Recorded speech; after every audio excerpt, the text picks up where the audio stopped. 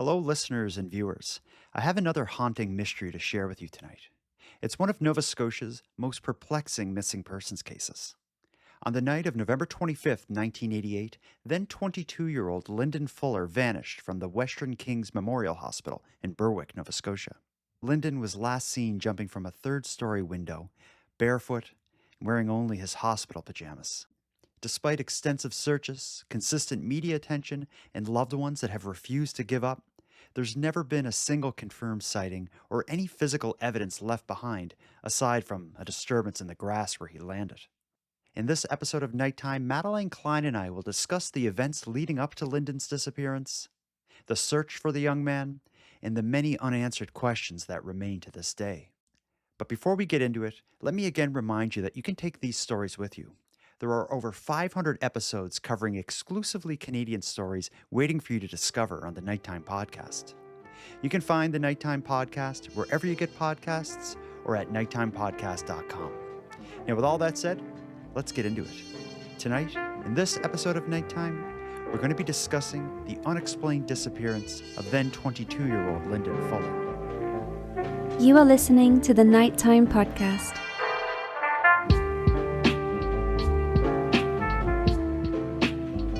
Ms. Madeline Klein, it's wonderful to see you tonight. How are you doing over there? I'm well. I was thinking about what I want to say to you, and I didn't really come up with anything. I like to make it easy on you. Are you watching any cool shows or documentaries, anything like that going on? I know I'm like 3 years late, but I just finished Squid Game for the first time ever. I'm a little tardy to the party, but I did it, and it was amazing. Okay. I loved it. I love Squid Games. I'm watching the second season right now. You're ahead of me because when you say you're watching it, you just like blew through it. I don't know how you did that. You watched it in like 25 minutes. There's no other way to watch a show. Yeah.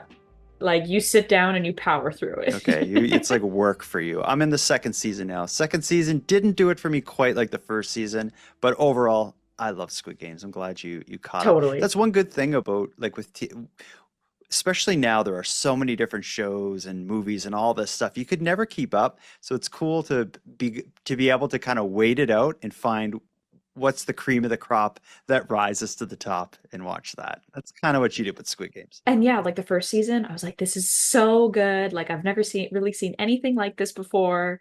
And then the second season was, to me, a little underwhelming. Like it was fine, but not as good as the first, in my opinion. But regardless, for the listeners out there, do you suggest they catch up and watch Squid Games if they haven't yet? Oh, yeah. Yeah, it's one of the ones you have to watch. I second that. Let's get into it here, though. We got an interesting story to discuss, certainly a mystery and one with a lot of troubling details. But this is a story that came from a listener request to me. Actually, I think I had 3 different listener requests for this specific story, all within the same week. I put out a post online saying, if there are any crime, mystery, missing person type stories you'd like to hear discussed on Nighttime, let me know.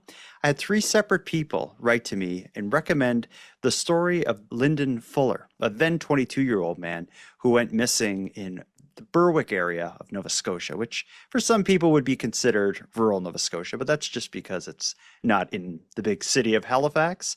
But this story, it's a fascinating one. I've recognized the name and I recognize his photo, but I had never dug into it until the preparation for this episode.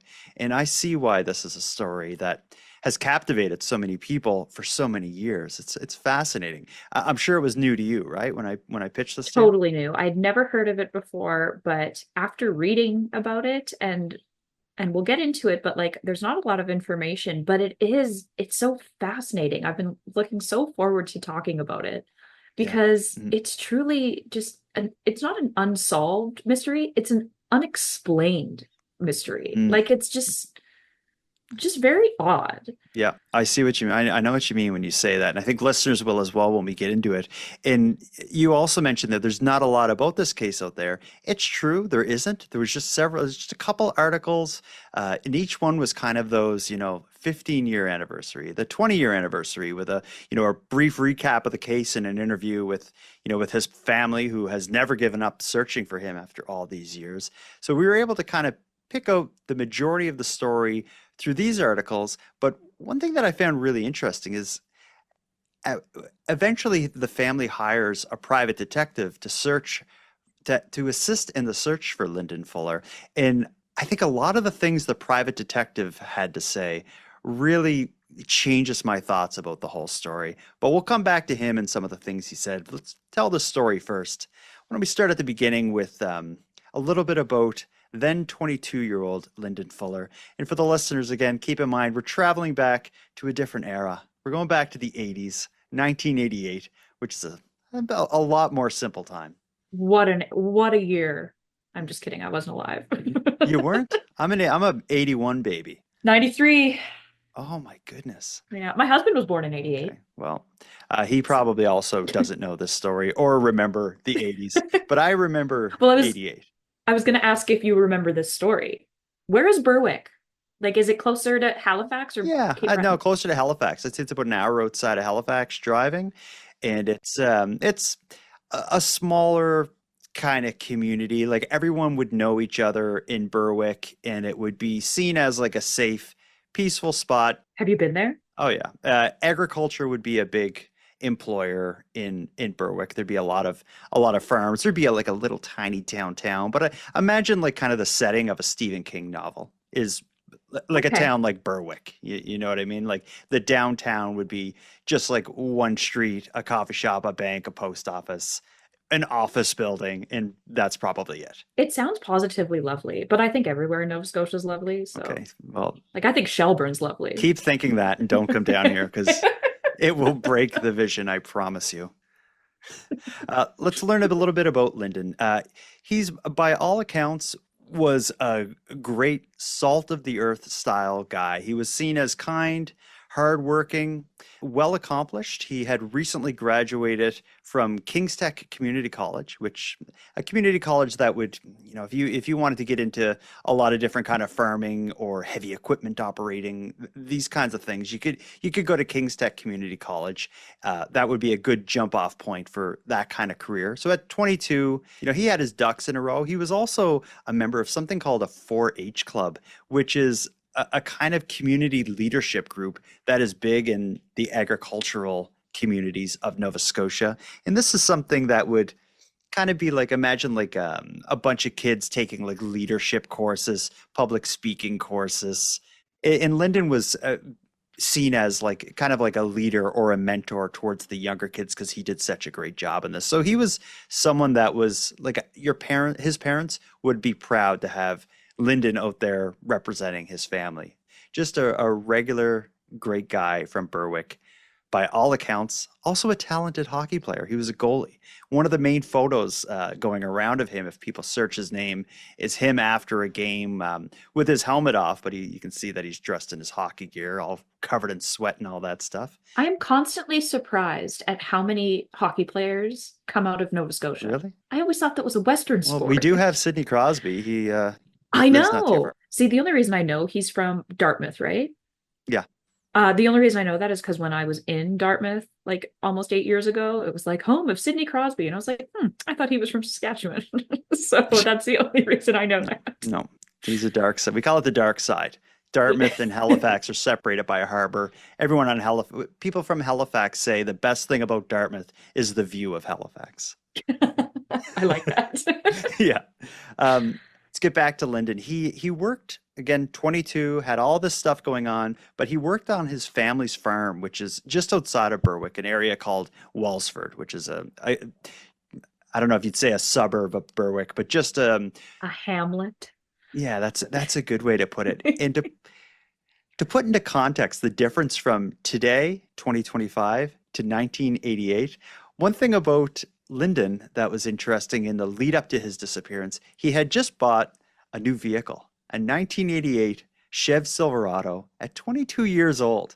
What do you like at 22 nowadays? I don't believe you could buy a brand new truck. No, it was probably like $5,000 back then. Yeah, seriously. Yeah, now like trucks are so expensive. I bring it up because I'm shopping for a new vehicle. And Not a like, cars are truck. definitely not a truck. Cars are Okay. so expensive right now. They're like even used cars. It's insane. Mhm. I'm leaning towards a Bronco. I love Ford Broncos, and not because of OJ. They just look kind of bad. I don't like the way the new Broncos look. Get an old one and really channel your inner OJ. I should. A white Bronco. Well, Lyndon had a lot of good going on for him. At 22, getting a new truck, recently graduating college. The future is at his fingertips. And that's when things seem to begin to go wrong. Tell us a little bit about what starts to change with Lyndon. Um, in the weeks leading up to all of this happening, he started experiencing mild depression. And it could have been because he broke up with his longtime girlfriend. Yeah, he initiated the breakup though, which I think is Yeah. strange. But whatever it was, like it's just been described as mild depression, but it was enough that it made his family concerned. In the middle of this bout of mild depression, he initiated the breakup with his girlfriend, but it didn't seem to be a nasty breakup because she will stick with him as a friend at least, or support, right up until the moment of his disappearance. And like, I'm not an expert on kind of the mental health stuff, but this mild depression must be what I consider severe depression, because his parents are so concerned that they begin to seek help and treatment for him, and it goes as far as to lead to a hospital stay. Well, see, this is like my confusion starts early in this story because I was the same. I thought the same, like mild depression, and he was hospitalized for it, which like great on his parents for taking those steps and not just kind of like brushing it under the rug. And in 1980, sorry to interrupt you, but in 1988, okay. you'd think it would be even more unusual to recognize the signs of mild depression and seek help for your kid. Now, nowadays, people are so tuned into that. But in 88, in a farming community, I'm surprised you didn't get a toughen up, kid. Right, exactly. But I think that goes to show just like it's the sign of the times too, because like he was admitted to a private room, no questions asked. Like now you need to be on the verge of self-harm before you're allowed to stay in the ER. Yeah, that's when you're not getting a bed. They put you on the waiting list. They're like, prove it. Yeah. Like we had an incident a few years ago in Regina, and a young man went into the Regina General Emergency and was like, I am going to kill myself. And they turned him away, and he did. Wow. And it was just like actually so terrible. So I'm surprised for 1988 that he was admitted and it was like taken seriously. Yeah. But yeah, his parents seem to be doing everything correctly. They brought him to the hospital called the Western Kings Memorial Hospital, where he was admitted for treatment, but he doesn't spend a lot of time there. It was the 23rd of November, 1988, that he gets admitted, and things start to go wrong and get worse very quickly. Let's take a quick break, and then when we get back, we'll go through this because things are about to start happening fast.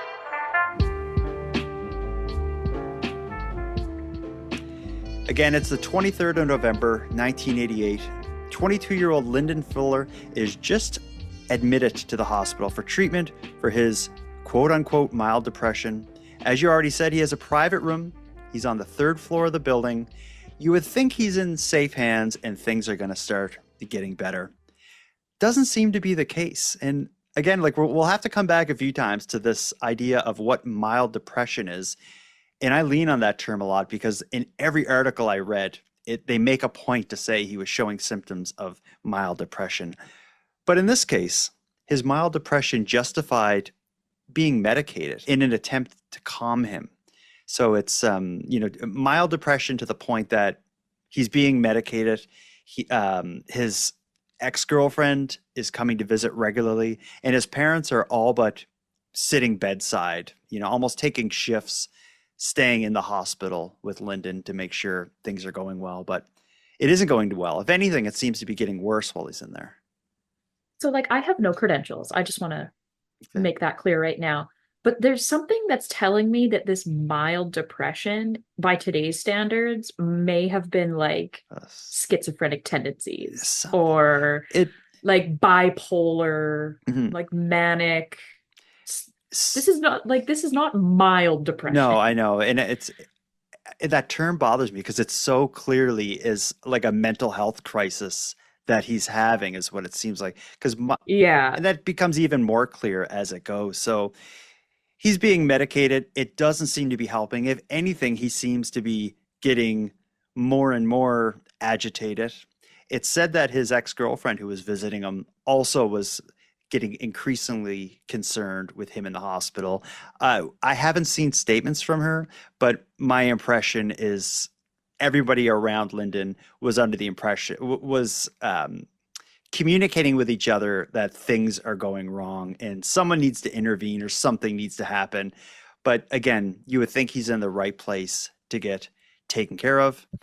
Over his time in the hospital, again, he admitted on the 23rd of November. On the 25th of November, just 2 days later, is when everything that happens is about to happen. This day is a really bad day for Lyndon. It starts at 6:30 p.m. that evening on the 25th, 2 days after his admission to the hospital. He manages to get out of the hospital.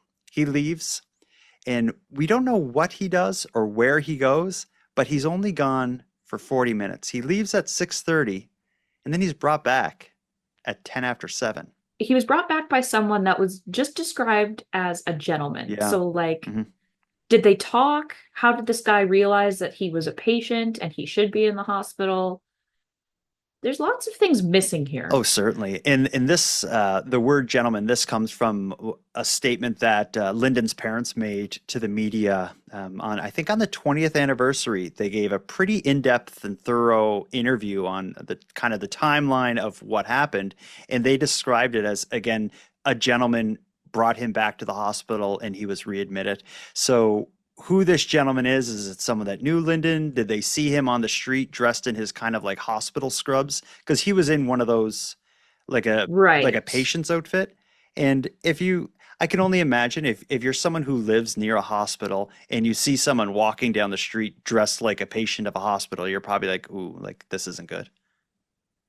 Yeah, it happens to, like, when I'm driving home from, like, because I work at a hospital, sometimes every now and then I'll be driving home and I'll see someone walking in a hospital gown. I'm like, you left AMA, which is against medical advice. Okay, and especially in late November in Nova Scotia, if you see someone in a hospital gown without a winter jacket and stuff, that's pretty clearly something's up. So I can only imagine somebody, a good Samaritan, probably approached him and said, everything all right, buddy? Let's get you back. Come on with me. Let's just get you back there. That's how I imagine this happening. Yeah. Like, I want to know what he was doing, where he was. Was he acting weird or just like obviously out of place because he was in hospital pajamas? Based on what happens 35 minutes later, I'm going to guess he was acting weird. So he leaves the hospital at 6:30. A gentleman brings him back at 10 after 7. Lyndon is brought back up to his hospital room, which again was on the 3rd floor, his private room. 35 minutes after he was brought back at 7:45, Lyndon was in the room, again on the 3rd floor, with a nurse in the room with him who was treating him. His parents, both parents, were in the hospital, but they weren't in the room with him. I believe they were in a waiting area just outside of his hospital room. We don't know exactly what happened in Lyndon's private 3rd floor room, but Lyndon, wearing just his white and blue pinstriped hospital pajamas, he's barefoot. He hops out of bed and makes a charge for the window and jumps out of the 3rd floor window. He manages to open it and get out of it before the nurse is able to intervene. And it seems like he falls the full 3 stories down and fortunately lands on grass. Although when I looked at photos of the hospital, there were the window of the room he was staying in, there is kind of like the front door is near there, the front door of the hospital. So there's this kind of overhang kind of thing. So when you pull up to the door, an awning or a carport sort of thing. So I don't know if he fell the full 3 floors down or if he managed to get on there and hop down. It would have been a 2-story drop onto the awning and then jumping down to the ground, which he may have done, or went the full 3 floors down. I'm leaning towards him going the full 3 floors down because right after he jumped out of the window, of course, the nurse is panicking. Lyndon's parents realize what happened, and immediately Lyndon's dad ran down 3 flights of stairs and got outside hoping to catch up to his son. He couldn't see his son, but he did see the patch, like a disturbed piece of grass where Lyndon would have landed. So I'm thinking if he landed the full 3 stories down, he would have left a pretty good mark in the ground. And it seems like that's what's happened. But from that moment, his dad gets outside only moments later, minutes later, if minutes, minute after he jumped out the window. From that point on, there is not a sight, there is not a sign or any drop of evidence of Lyndon Fuller's continued existence from that very moment, which is shocking to me. It's like, how? Mhm. And if he did drop that full 3 stories, how did he not break something Yeah. like his ankle or like anything in his one of his legs? Mhm.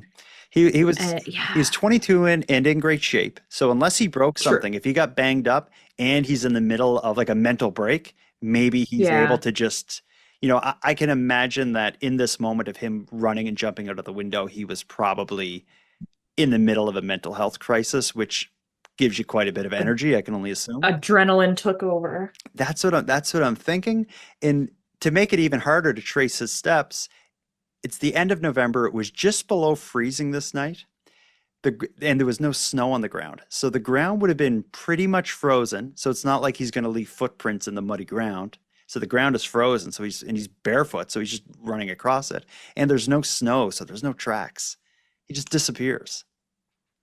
Do you know, are you familiar like with this specific Yeah. hospital and what it looks like around? Yeah. What's around it? Is it just like bush, forest, Well, city? What's I wouldn't say city. I would say town. There's several streets, which it's not like it's on the outskirts of Berwick, so it's not like in the town proper. There'd just be 2 or 3 streets, and then there'd be forest in both directions.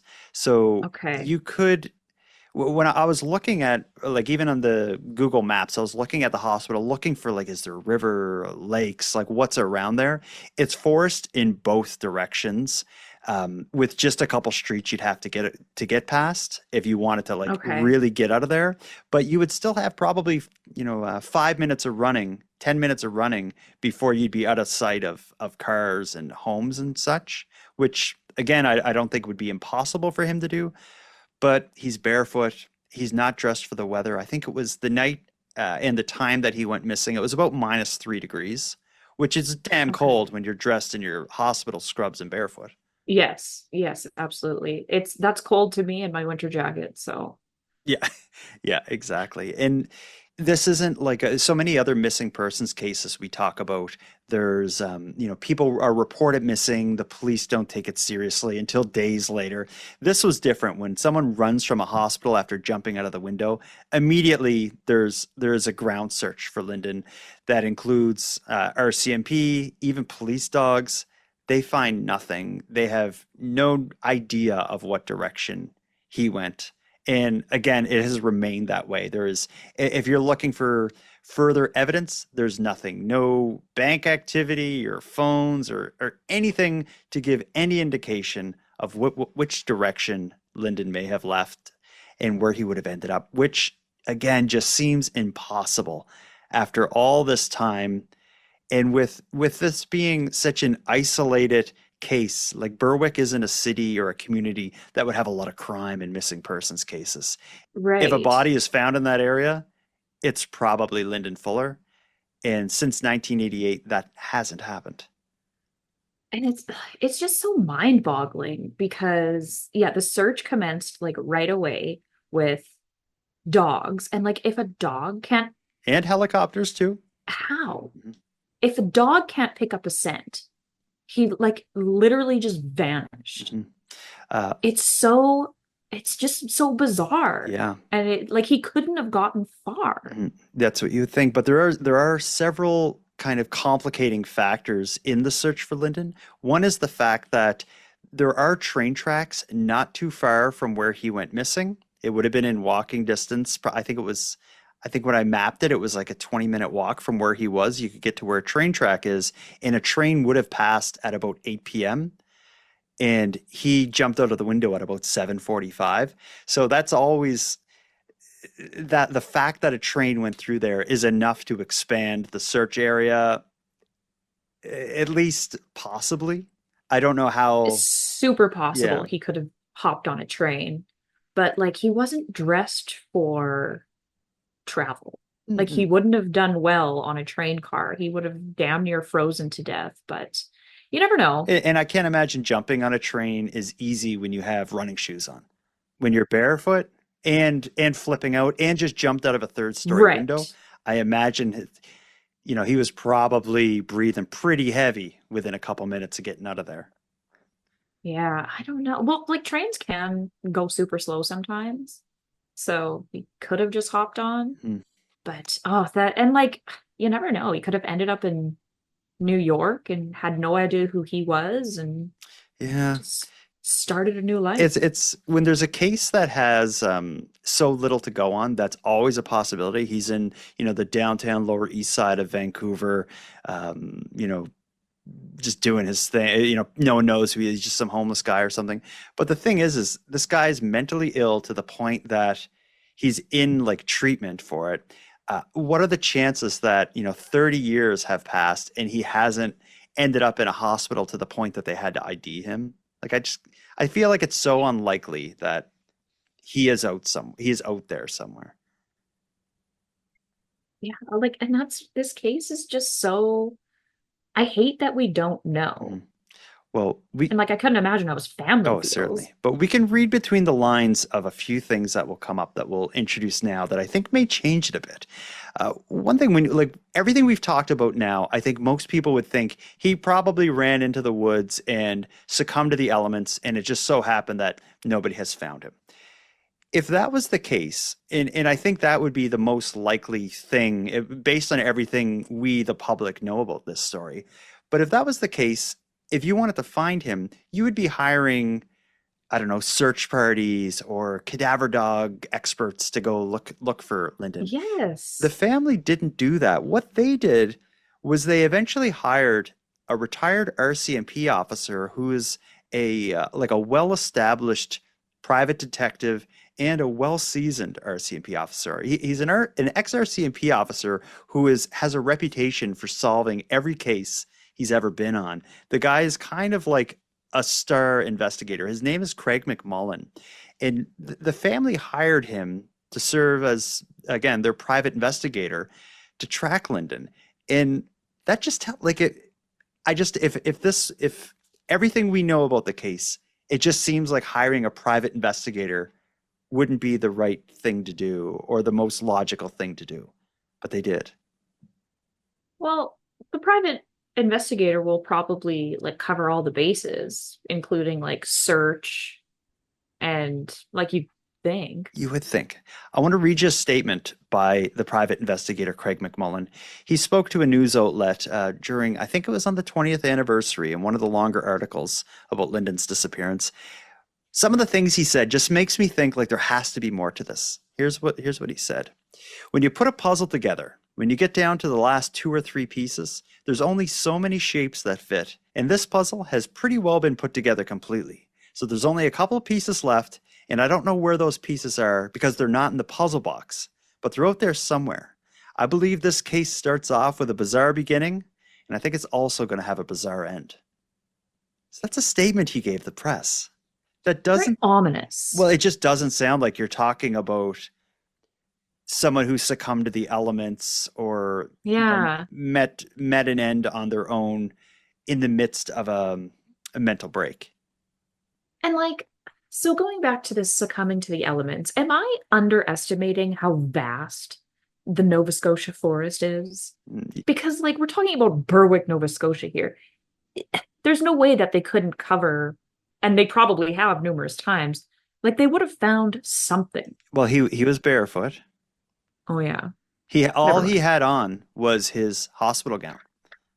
And again, the temperature's -3, -4-ish. It was just getting dark when when he jumped out and took off. My thing is, if they searched for him, the search area wouldn't have to be that big No. because you're not going to get too far. Even if you get in the woods and you're barefoot and let's say you've completely lost touch with reality, you're still going to have that adrenaline dump within half hour, an hour at most, and you're not Yeah. running full speed through the woods. because you're struggling to move. You're probably injured and continuously getting injured as you're running through the woods. So I think it's really bizarre to me that they weren't able to find him. And if they didn't find him, that makes me think that maybe he wasn't in the woods within several kilometers of the hospital. It's just not logical. Hmm. Because if he had been, if he didn't, get into some sort of transportation vehicle, train, whatever, it's not possible for him not to be around. Hmm. Well, Like you can't teleport. and that leads us to another theory that's one that's often discussed, and that is weirder than anything else. I think that will come up in this story. I never thought of this, what I'm about to describe, as being a possibility, but just thinking of the private investigator saying this has a bizarre start, and I think it's going to have an even more bizarre end. That makes me think that maybe he's referring to one of the often discussed theories, is that Lyndon joined and took off with a very secretive religious cult that was active in the area. This is piquing my interest. It would be just about an hour walk from the hospital Lyndon escaped from to a farm in rural Nova Scotia that was taken over and served as a sort of compound for this very secretive religious cult based in the United States. I'll tell you a bit about them. They're known as the 12 Tribes, is what people call them. They're based in Vermont. Their real name is the Northeast Kingdom Community Church. They're a fundamental Christian group, again, known most commonly, if you Google them, they're referred to as the 12 Tribes. But what they're most known for is being very secretive, having deeply fundamentalist beliefs, and being strictly distancing themselves from the outside world or non-believers. And at the time that Lyndon disappeared, I can't find anything to connect him with this group other than the fact that an hour walk away is this group, and the group was in the news at the time for not kidnapping people, but two members of the group, specifically the leader and another member, were in trouble with the law in child custody disputes, where they were kind of taking their kids away from the mom and embedding them into the church and kind of hiding them in the United States and all this sort of thing. So the leader of this commune, an hour away from his hospital, was charged and arrested several times related to, like, I don't know if the word would be kidnapping, but it's like breaching the conditions of a custody agreement. But people who join this group, the 12 Tribes, they all but disappear from society. They just leave. They're checking off all the cult boxes. You wouldn't know it from the outside, but members of a controversial religious organization run the businesses behind these yellow walls. When you walk in, there's dozens of free pamphlets inviting customers to learn more and join their organization. People are very friendly, what we call love bombing, and wanting to get you involved with activities, asking you a lot of detailed personal information. Members typically give up personal possessions and work for the tribe. These yellow delis exist all around the world. They're basically working for nothing more than room and board. If they leave the group, they have nothing. Rick Ross leads the Cult Education Institute. He's worked directly with former members of the 12 Tribe. In my opinion, the 12 Tribes fits the basic core criteria of a destructive cult. And that is that there is a charismatic leader that has no meaningful accountability, becomes an object of worship, and is a virtual dictator over the people in the group. Second, that the group uses such things as social isolation and coercive persuasion to gain undue influence over people in the group. And then finally, that they use that influence to exploit and do harm to the people in the group. In my opinion, 12 Tribes fits all three of these core characteristics. Yeah, you can find videos, you can read articles about them, find videos of them on YouTube, where there's several interviews with the members during the period of time in the 80s where a lot of them were getting arrested for taking the kids away from the mothers. This was something that was happening. But And were you aware of this group before, like I right now? I only know of them in the context of Lyndon Fuller's case. Okay. I had read like a little bit about this case in the past, like several years back, and when I was researching it, people I were talking to were people I spoke to about it said like, "Oh, he's definitely got swept up in that cult and took off with them." But uh, other than the fact that that cult was in the area and the cult was also in the news at the time, I can't find any link. I don't have anyone saying like, through the 4-H group, he managed to, connect with this cult and he, had friends in it or something. If I found something like that, I would think it was a possibility, but I can't. The logical part of my brain says it's just people trying to understand what happened to Lyndon, and there was something else strange in the news, so they linked it. Just like if there was a UFO sighting in the news from a 2-hour drive away, people would be saying Lyndon was abducted by aliens. Well, we'll get there. That's one of my theories. But Okay. this cult thing it's not too far off, because like what if one of the members, I don't know if they drive, I don't really know anything about this 12 tribes, but like what if they just saw him like walking along the dirt road and offered him a ride, and like salvation and to We can find help you. God Like, yeah, like will heal you. society's not working for you. That Yeah. society, join ours. Like what if It's he's like, still there? it's a possibility. And this church, if you want to call it a church, a cult, a religious movement, they move around. They have kind of what they would do is they owned all these different properties that were kind of treated as communes. So they'd buy a farm in the middle of nowhere, and 30 of their members would go live on that farm. And that's kind of what they had going on not far from Berwick. But when the arrests were made for some of the members of the group for quote unquote kidnapping their kids in custody disputes, a lot of them fled that area and left Nova Scotia and went to Vermont, where the main kind of base was. But it was, they traveled around throughout the US and throughout Canada in these little farms. So it is a possibility. And well, and he was an adult too. So like they couldn't even if they, let's say they found him, they couldn't make him leave. That's the thing, yeah. But when I think of this theory of him joining, somehow ending up with this cult, to me, that's one of the only ways that the private investigator makes sense. Because again, like everything I know about the case, it seems like what they need to hire, the family or people looking for Lyndon, would need to hire someone to search the woods, cadaver dogs, these sorts of things. Not a private investigator, where a private investigator is more like a detective that's, interviewing people. And we need someone to infiltrate that cult. Mm-hmm. We need to send someone in. I'll go. I think like one of the things that makes the cult seem most likely or seem most possible is the fact that they have a private investigator that made that kind of dark statement about the bizarre ending. See, I'm not stupid enough to join a cult, but I am nosy enough. Mm-hmm. So yeah, I volunteer to like go undercover. This is like this is a deeply fundamentalist cult. I don't think they would want anything to do with you. You would be sprayed with holy water and cast out. I'd burst into flames upon entering the property. No. Like, no, we don't want you. You're not a good fit.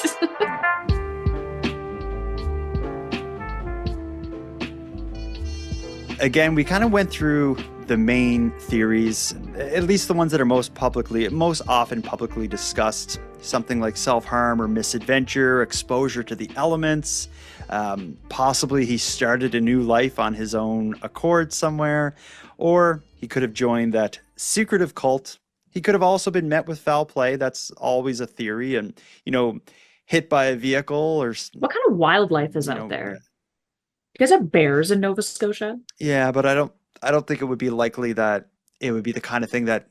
Like, it wouldn't be bears that would devour a human whole and not leave evidence. Like if you're attacked by a bear here, you got in its way and it smacked you. Well, and don't you guys only have brown bears? Sort of, they're like large squirrels. Like you have to worry about a grizzly. Oh, come on. Not a black bear. No. In Nova Scotia, it's not often that someone is killed by an animal, and certainly not often that they're like eaten whole. I don't know if that's ever happened here before. We don't have those kind of animals. That's why it's so great. And especially to not leave any trace of anything, like that's just very unlikely. In an area that presumably people will be Right. looking. And again, no evidence, nothing found. There was, the most notable, I think, search in the many years since Lyndon's disappearance. There was a tip that a kid saw a footprint frozen in water somewhere near where he was last seen. And there was a large search in 2003 in that area, but nothing was found. But again, it's, someone remembers seeing a footprint 20 years Yeah, ago, 15 that's a years little ago. wild. Lyndon's family released age-enhanced photos of him. They did that as well in 2003, and those are still floating around. If people Google Lyndon Fuller's name, they'll see a handful of photos of him in the time during his life prior to his disappearance. Then they'll find his age-enhanced photos showing what he would look like now as like a 50-ish year old man. But that's really it for the story. His parents, as far as I can tell, are still with us, both in their 80s, and both, I'm sure, haunted by the mystery of what happened to their son. And I couldn't what a imagine. way to see him go. Like the last moment is him jumping out of the third story of a hospital room and taking off and not being found. Could you imagine how that would It's haunt you? just, it's so. I once watched a documentary, I think it was on Amazon Prime, and it was called Missing 411. And it covered, I think, 5 cases. And the first 4 were cases a lot like this, where people just seemingly vanished. Like I remember there, and Yeah, I think in like provincial parks or national parks. missing 411 was like somebody like kind of compiled all the cases of people who went missing in national Yes. parks in the United But like I States. remember one of the cases was, I think it was a man and his son, and they were camping or something, and his son just like ran just beyond a hill in front of him, and then by the time he got there he was gone, and like he was never found again. There was no trace, and it's just like so strange. Yeah, where can people go? But if there's water, especially moving water, that's like always what I Yeah. think of. In this case, Lyndon was a far way from any major body of water, so that's unlikely, but Now, how close to Shag Harbor is Berwick? this is a long ways away from there. You wouldn't make that run. Do you think it was aliens? I'm not going to rule anything out. I'm going to lean maybe more towards cults. Well, when you pointed out the private investigator, now I'm leaning more towards cult, and not that there's a Berwick triangle, much like a cult or foul play. The private investigator, that part doesn't sit right with me. I don't see it as I'm searching the woods, the forest in this area. I'm going to hire a private investigator. Yeah, and you're right. A retired RCMP officer. What he said about a bizarre beginning and a bizarre end, there might be something there. Yeah, and again, we talking as the public, the only things we've went through for this discussion tonight is what's publicly available through articles or documents that were released publicly. I hope the private investigator and the family knows a hell of a lot more than we do about Lyndon's behavior leading up to his disappearance, and what maybe people close to him have said. So that statement from the private investigator is like our little window or glimpse into what they know, and it implies that this bizarre end that he's speculating he's going to find, and based on the whole analogy about the puzzle pieces, it seems like this bizarre end is kind of what he's close to finding. That bizarre end is not going to be, and we found him in the woods. He succumbed to the elements. Like that's not bizarre. So do you think if he did run off and either join a cult or he moved to Tahiti and started a new life, is he alive? Do you think he is alive if that happened? And this comes up with a lot of these cases as well. That was also when I did a lot of coverage about the disappearance of Emma Filipov, who also vanished out of thin air. That said, near a harbor, so it's a bit of a different situation, but in the dark. But the way I always answer that question is, if they're in Canada, they're going to show up somehow to somebody And the whole You'd thing will be think. revealed. If you need medical treatment for something, you get a throat infection. You get strep throat. You got to go to you need something. You're not just going to die of it on the street somewhere, right? However, in the 80s, 88 wasn't that long ago, but it was long enough ago that it was easier to change your identity or get into the States without a passport. But this Or guy, things like that. this guy, Lyndon, seeming 22 years old, so he's a kid from a kind of farming community with a background in that. It's not like he's this technical spy kind of guy who seems to be in the middle of a mental health crisis. I just don't think he's equipped to I'm going to run to Vancouver and I'm going to get a fake ID and start a new life. And You never know. Yeah. I just don't see it. And I said the same thing. I say the same thing with a lot of missing persons cases, especially when it involves mental health. If they are somewhere else, they're probably on a street corner somewhere, needing some help. But something would have happened over the last 30 years that would have resulted in him accessing healthcare in a way that would require them figuring out who he is. Yeah. I don't know. Yeah, I don't know. At this point with Lyndon Fuller, I think I don't see this as a case that's going to be solved. Do you think there's any chance that something will happen now, all this time later, that will break this case? It's almost been 40 years. Maybe I'm just what word am I looking for? That's not toxic positivity. Something like faith and optimism mixed together, and a belief that the world's not as awful as it really is. I often underestimate just how vast nature is and how unforgiving it is. Well, we won't solve this one tonight, but this is our second in a row we didn't solve. Last week, we didn't solve the Dylan Koshman case. This week, we didn't solve this case. We'll try again in a week or two. But actually, you know what? I think we need a break. What do you say? Creeps next. Oh, I'm down for that. But if anyone important to this case is listening, know that I volunteer as a tribute to infiltrate a cult. I'll go in. Will you wear a microphone and so we can hear it too? Yeah. I'll wire up and act my best. Be on my best behavior. Even if you don't get results, it will be entertaining. So I will gladly support that. We can make a documentary. Let's do it. I want to thank you for joining us for this episode of Nighttime. After listening, if you have a theory on what may have happened to Lyndon, or if you have any information on the case that we missed, we'd love to hear it. You can send us a voice message at nighttimepodcast.com/contact, and we'll do our best to include it in the next episode. Now, with all that said, I'm going to start wrapping up this episode, but before we part here, let me end with some thanks. First, a big thanks to Madeleine for sharing another evening with me and with you, the listeners of Nighttime. A shout out to Monty Datta, who contributes the music for this episode, and Linz from the Dystopian Simulation podcast, who provides our intro and outro voiceovers. And then lastly, but most importantly, a massive thank you goes out to each and every one of you listening, as without your interest and your support, this show would be as pointless as it would be impossible.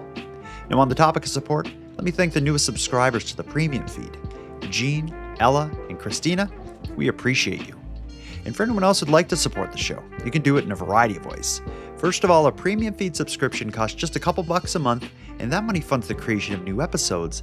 But the premium feed will also give you those episodes 2 days early, give them to you ad-free, and give you access to a back catalog of episodes. If you're interested, you can go premium at nighttimepodcast.com/subscribe. And even if you don't want to go premium, you can still support the show by sharing this episode on social media and letting all your like-minded friends know why they should listen. Your support is very much appreciated. Now, until next time, take care of each other, hug your loved ones tight, and let me know if you see anything weird. The Nighttime Podcast is written, hosted, and produced by Jordan Bonaparte.